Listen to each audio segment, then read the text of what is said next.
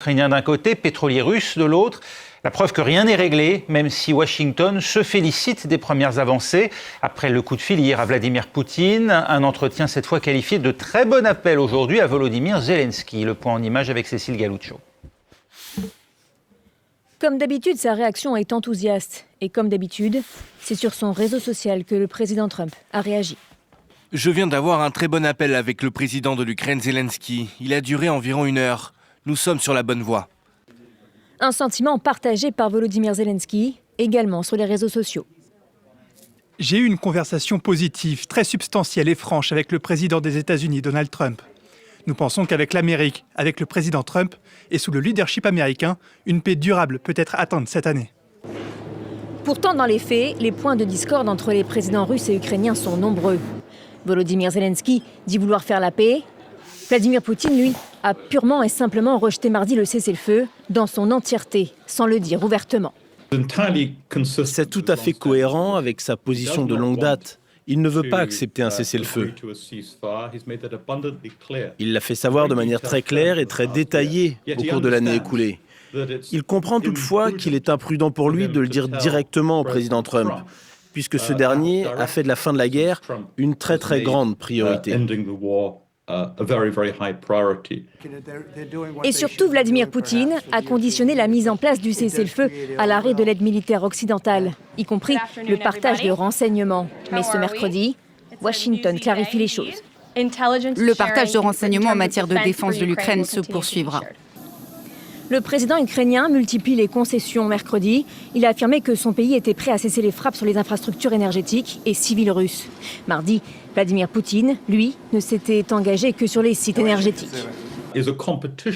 Ce que nous avons maintenant, en fait, c'est une compétition ou une rivalité entre Kiev et Moscou pour persuader Trump que c'est l'autre partie qui est responsable d'empêcher Trump d'atteindre son objectif de mettre fin à la guerre. Selon les derniers développements, les États-Unis pourraient prendre possession des centrales nucléaires électriques ukrainiennes pour assurer la sécurité des sites. Un point qui risque là aussi d'agacer Vladimir Poutine. Et que ce soit d'ailleurs l'appel d'hier entre Donald Trump et Vladimir Poutine, ou bien l'appel d'aujourd'hui entre Donald Trump et Volodymyr Zelensky, eh bien, ce qui m'a surpris, c'est le manque, je dirais, d'intérêt de la part de la population, que ce soit à Odessa, où j'étais ce matin, et ici aussi, dans cette zone, où j'ai parlé à plusieurs personnes qui me disent qu'ils suivent ça finalement d'assez loin. À Odessa, plusieurs personnes m'ont dit, écoutez, on sait qu'il n'en sortira rien. On ne peut pas faire confiance à Vladimir Poutine. Donald Trump, on ne comprend pas bien ce qu'il fait. Nous ne sommes pas réellement à la table des négociations. Ça, c'est en tout cas ce matin. Et donc, c'est très difficile de, entre guillemets, s'intéresser à tout cela. Donc, beaucoup de personnes m'ont dit ça. Ceux qui s'y étaient intéressés, qui s'étaient intéressés aux conclusions de ces discussions, m'ont dit que, eh bien, en ce qui concerne la conversation entre Trump et Poutine, ils avaient le sentiment finalement que Vladimir Poutine s'en sortait très bien en ne proposant finalement qu'une trêve sur les infrastructures énergétiques, mettant en avant le fait que les Ukrainiens avaient récemment frappé de nombreuses installations pétrolières en Russie et que, en réalité, les Russes avaient plutôt réduit leur nombre de frappes sur les infrastructures énergétiques en Ukraine, alors qu'ils les avaient fortement frappées au début de l'hiver. Eh bien, c'était beaucoup moins le cas maintenant au printemps. Alors maintenant, on a évidemment des détails qui commencent à émerger de cette conversation entre Volodymyr Zelensky et Donald Trump. Notamment, on apprend que Donald Trump s'est engagé à fournir plus de défense antiaérienne à l'Ukraine, potentiellement en allant chercher des munitions dans les stocks européens. C'est quand même assez surprenant. De la même manière, on a Donald Trump qui aujourd'hui a annoncé qu'il allait faire tout son possible pour faire revenir les enfants qui ont été déportés de force vers la Russie, les enfants ukrainiens, le même jour, alors que même dans la journée, les États-Unis avaient annoncé qu'il y avait un définancement de l'organisme américain chargé de répertorier ces enfants, qui avait même eu des inquiétudes, qui ont été d'ailleurs dénoncées ce soir par la porte-parole du secrétariat d'État, comme quoi les fichiers avaient été détruits. Donc les fichiers existent bien, mais l'agence qui les gérait n'a plus de financement. Donc on est quand même dans quelque chose d'assez finalement schizophrène quand on voit un petit peu la position de Donald Trump, qui d'une part parle d'un cessez-le-feu complet et d'autre part fournit plus de défense antiaérienne, avançant qu'effectivement il y a eu de nombreuses frappes russes dans la nuit. Donc de son côté, Volodymyr Zelensky lui avance qu'il est d'accord pour une trêve inconditionnelle conditionnel de 30 jours, ce qui avait déjà été avancé pour un cessez-le-feu sur la ligne de front, et les discussions doivent reprendre à Jeddah dans les jours qui viennent. Mais c'est vrai que pour l'instant, eh bien, la population ukrainienne est pour le moins dubitative. Elle est dubitative aussi parce qu'hier, après l'appel entre Donald Trump et Vladimir Poutine, eh bien, dans la nuit, il y a eu 145 frappes sur le territoire, dont une que nous avons pu entendre. En tout cas, nous avons entendu les sirènes à Odessa. Salut. C'est comme ça sort. Voilà comment ça sort. Ecco. Je crois que M. Trump a quand même est un peu contrarié à ce qu'il voulait faire, surtout la médiation entre la Russie et l'Ukraine. Et il voulait vraiment être celui qui a pu apporter quelque chose à cette paix-là, qui a pu vraiment établir une paix entre la Russie et l'Ukraine. Sachez que Trump est un homme de vainqueur, un homme qui ne perd jamais, un homme qui doit toujours gagner. Lui, sa vision est celle-là. Trump n'aime pas perdre. Donc, aujourd'hui, sa bataille est sur deux fronts. C'est-à-dire relever un défi qui s'est déjà lancé, qu'il a lancé au peuple américain. Et la seconde bataille est réussir à pouvoir négocier et obtenir récompense dans cette histoire. Parce que, comme vous le savez très bien, Trump ne fait rien pour rien. Donc, c'est ça l'enjeu. S'il relève ce challenge, s'il arrive à relever ce challenge, il arrive à pouvoir vaincre ce challenge, il réussira aussi à avoir gain de cause, alors il a gagné son pari, parce que c'est là qu'il va arriver. Et du moment où Poutine n'a pas l'intention de baisser les bras, parce qu'il y a des enjeux cruciaux qui s'opposent à cet accord de paix. Parce que, comme l'a déjà dit, on dit accord de paix, cessez le feu. Il y a deux pays qui se battent, donc c'est sur ces frontières, entre la frontière d'Ukraine et la frontière de la Russie, qu'il y a ces combats-là. On a vu à Kursk comment la Russie a eu à repousser, disons, a eu à nettoyer Kursk. Et du moment où on dit qu'il y a un accord de paix, il faudrait qu'il y ait une zone de tampon, que les Russes ne dépassent pas ces limites-là, et les Ukrainiens ne dépassent pas aussi l'autre limite. Donc une zone de tampon qui permettrait aux deux belligérants de pouvoir s'abstenir et ne pas enfreindre la loi qu'ils vont créer en cette zone de tampon. Mais Poutine a évoqué ce problème. Jusqu'à présent, personne n'a levé le bout de doigt pour suggérer quand même un semblant d'accord, sinon un semblant de moyen d'imposition. L'Union européenne est toujours en réunion avec ces 29 personnes qui doivent décider et que faire. Jusqu'à présent, rien n'est encore sorti. Trump est en train de se battre tout seul, de pouvoir réussir à pouvoir trouver, parce que là, il est vraiment, je ne peux pas dire tiraillé, mais il est pris pas dépourvu, mais c'est-à-dire que un genre de ping-pong, je peux dire. les gens de ping-pong parce que euh, quand il parle à Poutine, Poutine le roule un peu dans la farine et ainsi de suite. Zelensky l'appelle pour pouvoir demander des comptes. Lui ne sait pas comment faire pour lui. Pendant 1 heure, ils ont eu à parler. Vous comprenez que c'est pas que il lui a dit, comment on appelle ça, il lui a donné une réponse favorable. Non. Le problème est que encore il a à parler avec Poutine qui n'a pas encore donné son feu vert. Poutine n'est pas prêt à donner son feu vert du fait que il n'y a pas encore il n'y a pas encore une vraie responsabilité de choses, comment on appelle ça, de, du président Trump pour créer une zone de tampon. Et s'il n'y a pas de choses, il n'y a personne pour assurer cette responsabilité, lui, il ne peut pas accepter. Et ça, c'est un. Et de deux, il ne veut pas les soldats sur le territoire ukrainien. Il ne veut pas les soldats étrangers sur le territoire ukrainien.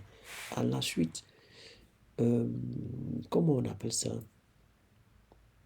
Poutine, en train de dire, il n'est pas prêt à céder ces terres-là à qui que ce soit. Quand Trump parlait, oui, on a partagé. Mais tu as partagé quoi? Oh, mais tu as partagé quoi? C'est ton territoire. Tu as partagé quoi? C'est ta terre. Mais je ne comprends pas.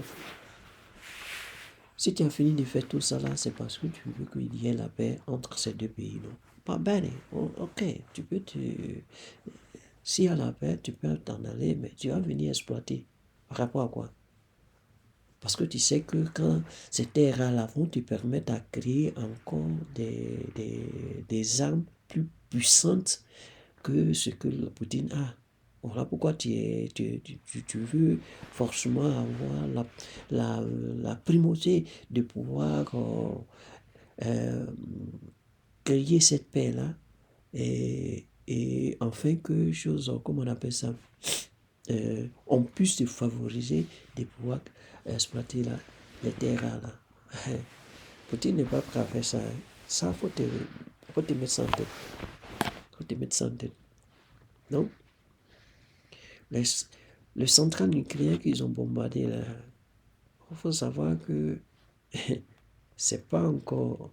Ça va fâcher encore Poutine. Et vous allez recevoir. Et il va avoir du répondant à ce qui s'est passé dans la nuit d'hier. Je veux dire, dans la nuit d'hier. Donc, la guerre, qu'on pensait que ça va finir, ce n'est pas en train de finir. Hein. Parce que si, comme le dit le journaliste là, il y aura encore des bombardements. Et ces bombardements sur bombardements, parce que, comme Trump l'a dit, il va envoyer ensuite il va envoyer encore de l'aide à l'Ukraine. Si vous envoyez l'aide à l'Ukraine, ça veut dire que vous l'encouragez à faire la guerre.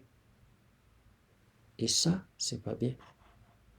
Nous n'allons pas nous attarder sur ces choses parce que il y a encore à dire, il y a encore à faire. Il y a beaucoup à faire qui n'ont pas encore réussi. Je pense bien que Trump, par orgueil, je saurais dire, il a voulu traiter l'affaire seul. Mais à la lueur où vont les choses, je ne pense pas qu'il pourra tenir seul. Il a besoin de l'aide de l'Union européenne pour pouvoir le soutenir. C'est vrai, vous avez affaire à un monsieur qui n'est pas facile à gérer. Si tu penses aller tout seul pour pouvoir réussir à convaincre Poutine, même si vous avez encore cette possibilité de mettre des embargos sur un embargo sur la Russie ou bien des embargos sur la Russie, le monsieur, il est bel et bien conscient que si cela arrive, comment gérer cette situation-là. Donc, il est bel et bien conscient. Ce que vous allez dire là, ça ne l'intéresse pas. Seulement lui, il a déjà enlevé, il a déjà déblayé son territoire. Maintenant, si vous êtes garçon que vous voulez vraiment... Oh non. Vous êtes garçon que vous voulez... comment on appelle ça vous voulez que l'Ukraine rentre dans l'OTAN. Faites-la rentrer, vous allez voir. Il va vous montrer qu'est-ce qui se passe en Russie. Maintenant, comme il a dit, il ne veut pas de choses, comment on appelle ça, d'armées étrangères sur le sol ukrainien. Et comme vous pensez que du moment où il ne va pas accepter ces accords-là, vous allez pouvoir utiliser ces options-là pour pouvoir le contraindre à pouvoir accepter. Non, c'est que vous avez joué bidé. Ça là, vous avez joué bidé. Vous avez vraiment joué bidé. Et en ce qui concerne Trump, il a, disons que il est pressé de résoudre ce problème-là et en finir parce qu'il avait donné vraiment sa parole de finir à un temps record cette histoire. Et aujourd'hui, ça dure plus de 2 mois. Donc, que faire? Mettre la pression afin que les trucs s'accélèrent. Mais tu n'es pas en face d'un enfant, tu n'es pas en face de ton jeu. Tu n'es pas en face de quelqu'un que tu commandes à la baguette. Donc, quelque part, il va falloir savoir jouer le jeu du jeu. Et c'est ça, comme Poutine le fait. Si tu ne sais pas le faire, il va toujours t'enculer, monsieur. Il va toujours t'enculer.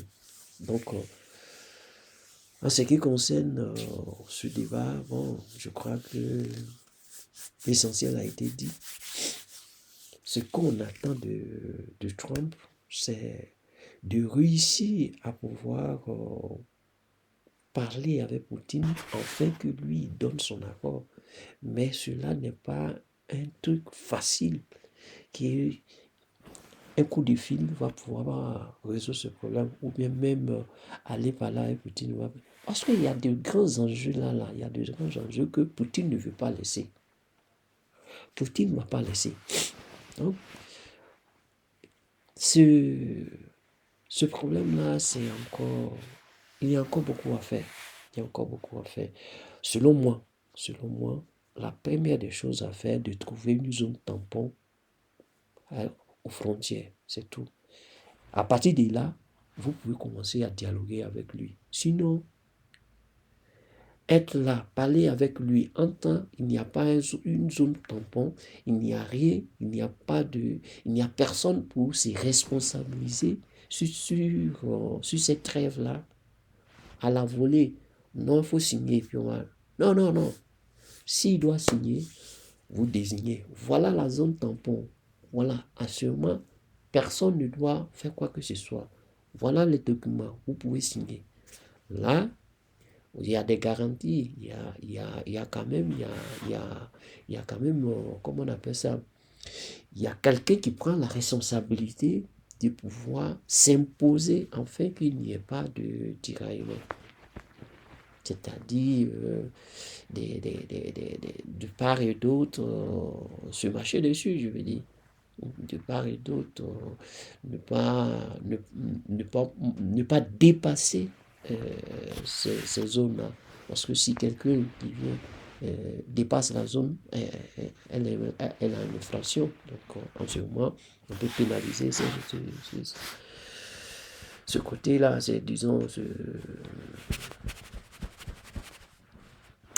la personne qui a, bon, pas la personne, mais le pays qui a eu à faire ça, parce que une personne d'un autre pays qui vient, on considère que c'est le pays même qui a fait ça. de l'armée. Ok. Donc, moi, ce que je voulais dire sur cette chose, excusez-moi si je fais un peu de bruit, mais j'ai un peu les crampes aux pieds. Voilà pourquoi je tape. Et niente, on va attendre à ce que ouais, Trump réussisse à donner d'autres nouvelles par rapport aux entretiens qu'ils ont eus. Parce que c'est pas seulement avec Poutine, mais il a eu aussi avec Zelensky. Donc on attend les pourparlers. Merci et on a une prochaine vidéo.